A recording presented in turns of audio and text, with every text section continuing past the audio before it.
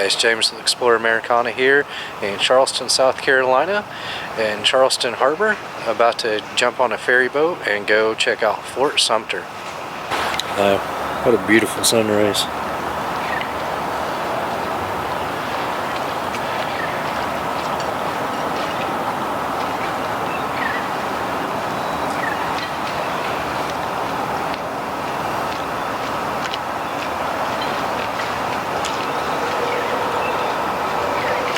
Across the way here, you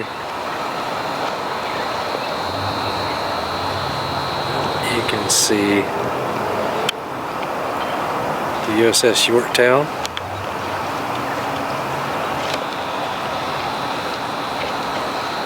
I love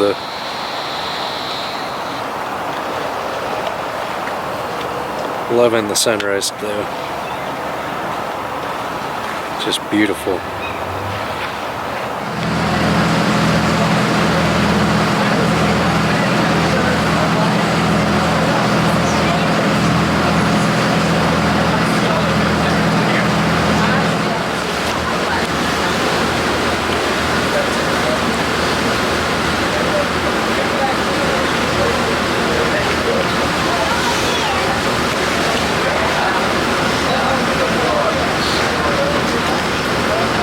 Windows of the cannon shot at it, and do not climb, sit, stand, or put yourselves, your children, or your spouses into those cannons. It's a rule for a reason. We also ask that you are mindful of the chains, guidelines, and barriers.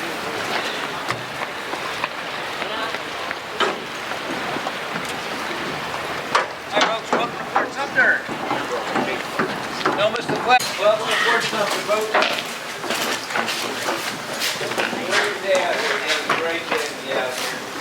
Flag raising program, about 5 minutes up top. So shoot, roll,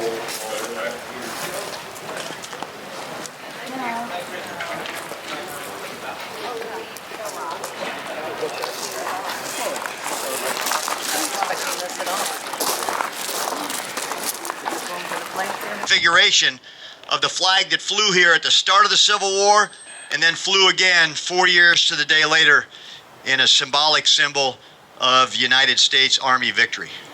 Every day out here we're privileged to raise the flag with the visitors on the first boat, and we bring it down with the visitors on the last boat. Okay, when I start pulling, guys, let go, because I'm not strong enough to lift you to the top. Okay? When I pull, let go. Okay, ready? All right, here we go, colors.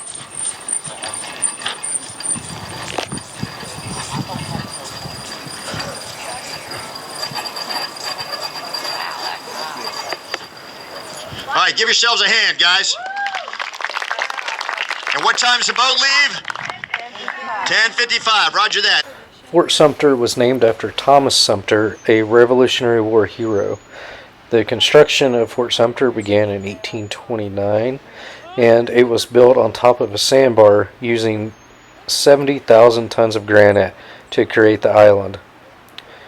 So by April 1861, the fort was still under construction. It was designed to house 650 men and 135 cannons. It had 5-foot thick brick walls that towered 50 feet high with 3 levels of artillery emplacements. Inside were wooden officers' quarters, enlisted men's barracks, and a brick powder magazine. The range of the artillery that time was approximately 1 mile. The cannons from Sumter and Moultrie commanded the entrance of the harbor. So in December of 1860, South Carolina seceded from the Union, or the United States, after Abraham Lincoln was elected president. At that time, Major Robert Anderson, with his garrison of men at Fort Moultrie, left there and went to Fort Sumter. It was in April 12th, 1861, at 4:30 a.m., the first shot of the American Civil War was fired from a 10-inch mortar at Fort Johnson. The mortar shell arced over the Fort Sumter and exploded, signaling for all the Confederate artillery to open fire on the fort. Both sides fired at each other for over a course of 34 hours.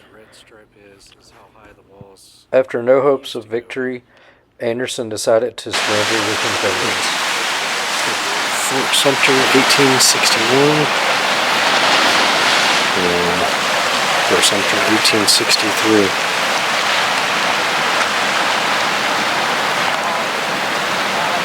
That is a big difference.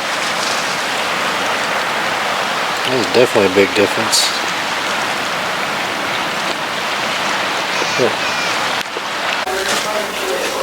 Look at this. This is crazy. So, this is the right facing wall. Now you can see the... Whew, I don't know what that smell is, but...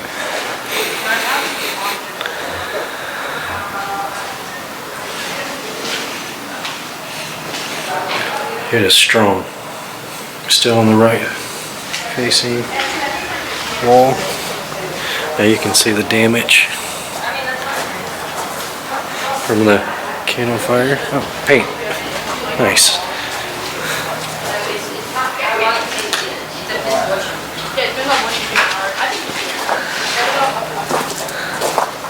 Then you can also average your well, it's gonna take a while, but I'm talking about like next 3 years. Maybe the next 3 years. The damage is crazy on these walls. $12,000. From them bombarded day in and day out.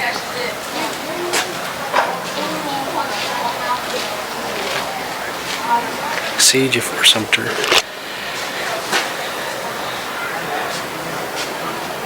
Union artillery shells embedded in the brick. They were fired during one of the biggest sieges in U.S. military history. Batteries on Morris Island, about 1 mile behind us, and guns on Union warships shelled this Confederate stronghold for 22 months during 1863 to 1865. The bombardment, primarily from Morris Island, destroyed the gorge wall behind you and severely damaged the left-facing wall in front of you.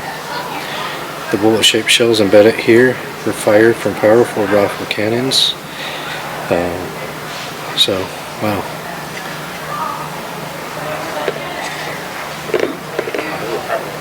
You can see. Along with the other cannons and then another row coming from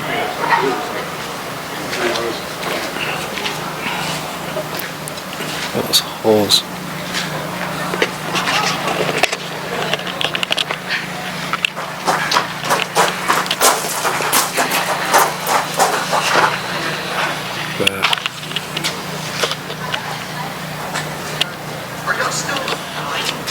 Right there is a shell embedded in the wall.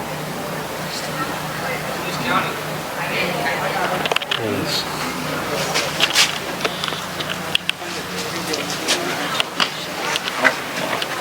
Oh, there's another one embedded in the wall. Dang.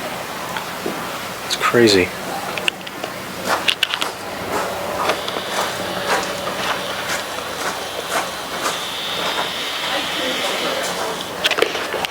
There's a 10-inch mortar from 1819. Holding the fort. Imagine being here in 1863, surrounded by Fort Sumter's ruins on this shell. Photo below. Explodes on the parade ground. Throughout the Civil War, the fort was the center of the bitter conflict to control Charleston Harbor. For nearly 2 years, Confederate soldiers braved night and day pounding from Union cannons. Union guns reduced most of the Fort Sumter to rubble, but the Confederate garrison refused to surrender.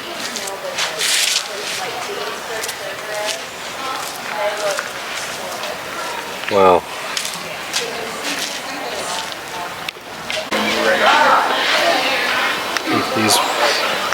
What's left of these walls. Gorge. So this is the gorge wall. This is what it used to look like.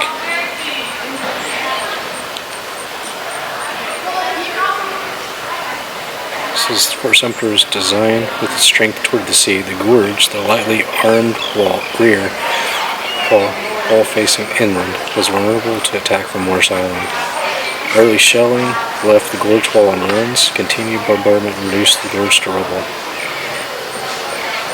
Confederate soldiers and slaves reinforced the debris with sandbags and cotton bales, creating an earthwork that made the fort stronger than ever.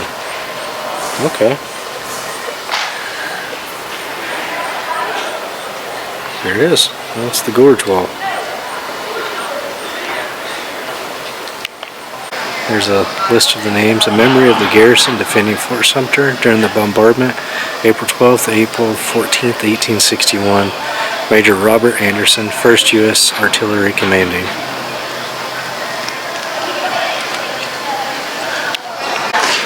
It's a 42-pounder Bandit and rifle. Confederate rifle. This cast iron cannon to improve its accuracy and effective range.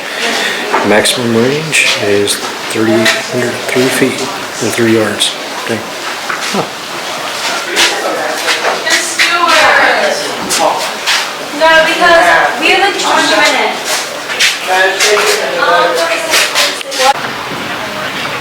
All right. There's our boat, ferry. Thanks for watching, guys. Please hit that like and subscribe button, and we'll see you next time.